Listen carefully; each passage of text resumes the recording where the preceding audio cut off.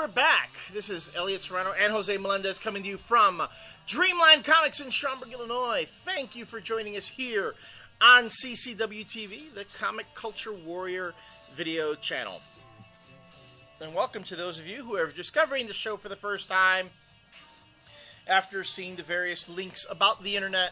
If you are someone who has been watching the show and has been so kind as to embed our videos on your site, to link to us, to mention us, I'm just going to say right now, thank you. You guys are the ones who help make this show work and are helping promote it. We are just two guys sitting in a comic shop. We don't put any money into promotion and no sponsored ads or anything like that. The most we have is these videos get featured on the Dreamland Comics website, as long as they're relatively safe for kids to watch.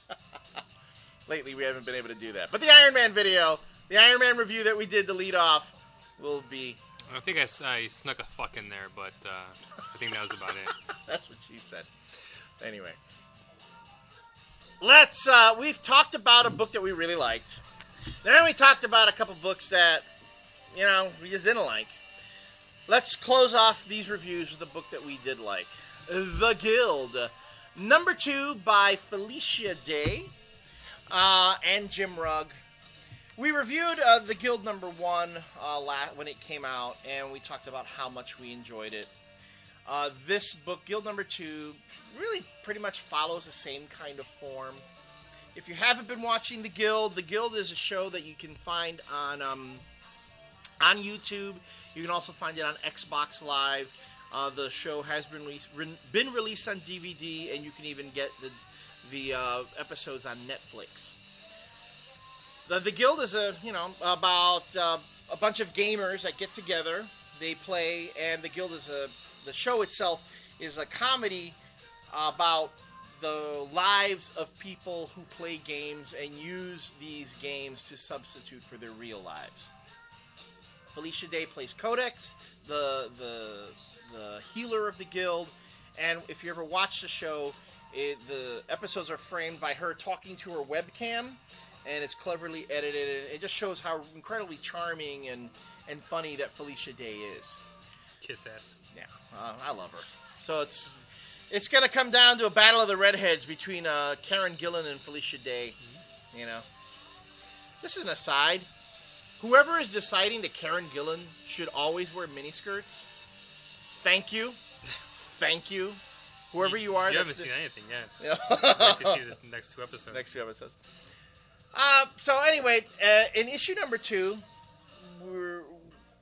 this comic book is a prequel to the series. So if you watch The Guild for the first episode, these issues take place beforehand, because when you first watch The Guild, the whole group is already established. This talks about how Felicia Day, or how Codex, meets all these different characters in the world, in this massive multiplayer online role-playing game that she's obsessed with. We also learn a little bit about her previous relationships before going into the Guild. In the first episode of the Guild, we find out that Zabu was really obsessed with Codex and was kind of stalking her and like moved into her apartment and all this kind of stuff. This all takes place before and establishes the relationships of the character within the role-playing world. So it's fun. It's fun. I think, though, some of the issues that we brought up last time with issue number 1 become even more apparent here. The artwork takes an even more of an indie feeling in this issue. I mean, the first one, I think Rugg was still kind of getting comfortable with the script and the characters and so on. So that was, you can tell they were kind of it was coming together, the two were meshing. Here, this really feels more like an indie book. Oh, and which isn't a bad thing. No, it's not a bad thing at all. But this is where I can see some fanboys being turned off by it, because they're going to read this. This reads something like, I'm just going to come out and say it. It reads like something, a girl comic, something like that, Well, fanboys are already going to be turned off because there wasn't 8 pages of the Punisher killing people. True. So we're going to go over like, what the hell? Yeah. Oh, and I spoke with someone who has actually appeared in the guild. Was one of the extras in the guild. Felicia Day had minimal to no editorial oversight on the book. She got to do basically whatever she wanted. Oh, cool. There was one time she was told you can only put so many words in this panel on this day, on this place. Beyond that, she just did her own thing. Cool. So we'll give her props that as you read this book, it reads like a comic. It reads like it was written by someone who has an understanding of the medium.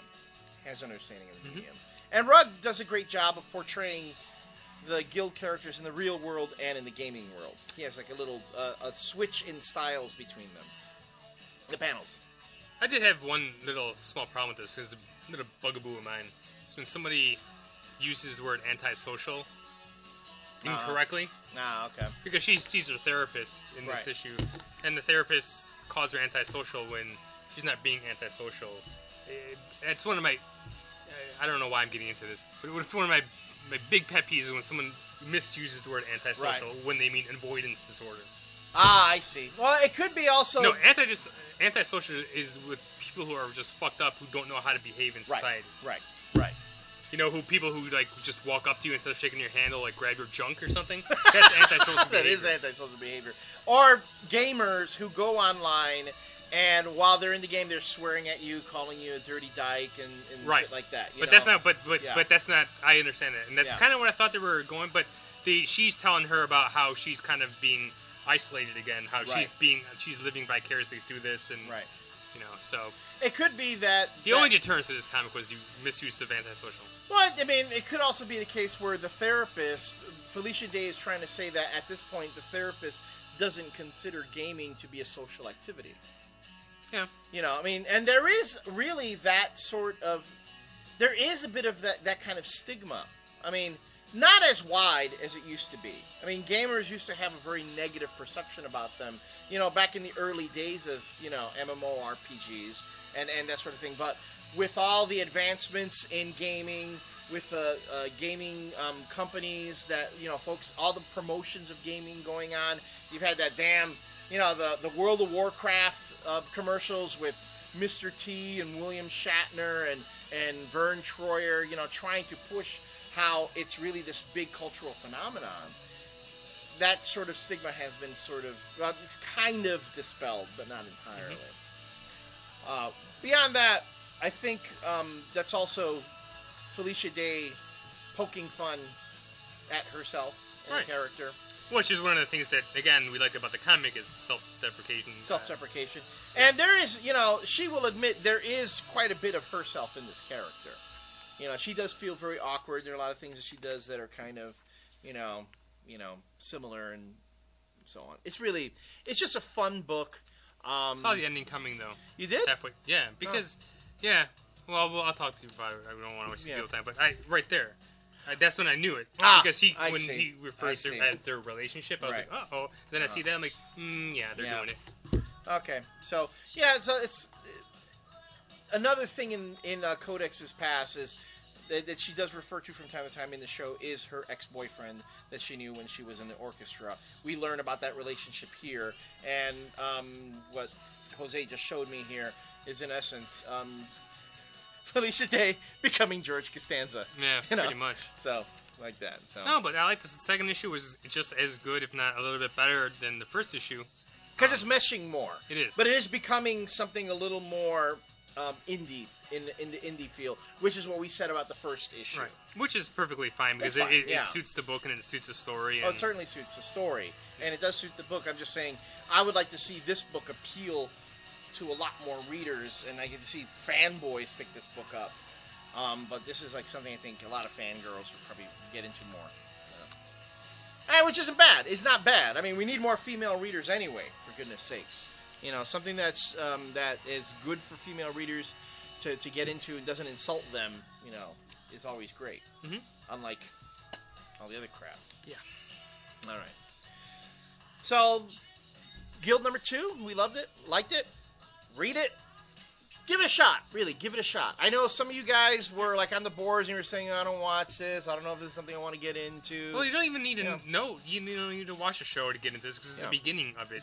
This is like something that you could read, and if you enjoyed it, you probably would go watch the show. And if you're a gamer, you would definitely enjoy this. And again, this is one of those books that you can give to somebody who doesn't read comics but is into video games and try, as a way to get them into comics or to enjoy comics. This is one of those books. Or if you're a fan of Felicia Days, too. Because she writes the whole thing on her own. Very little editorial interference, if none.